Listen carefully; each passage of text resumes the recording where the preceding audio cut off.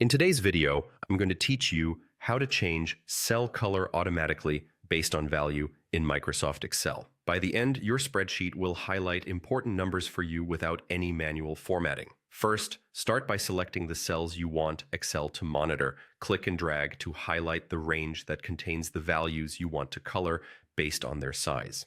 Choosing the range first ensures the rule applies exactly where you need it, and it keeps your workbook tidy and predictable.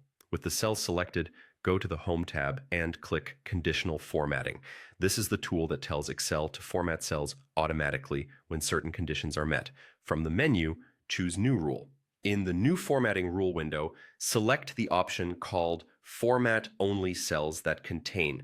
This lets you target cells based on their actual values. You'll see a few drop-downs. Make sure the first one says Cell Value.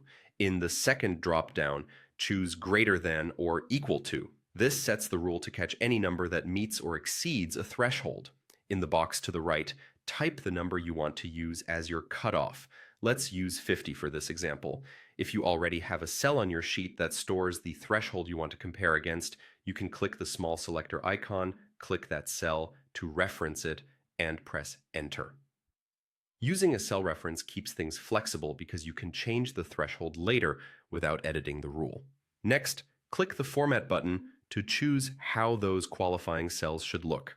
Go to the Fill tab and pick a color. Green works well to indicate values that are 50 or higher. You can also adjust the font color or make the text bold if you want the numbers to stand out even more.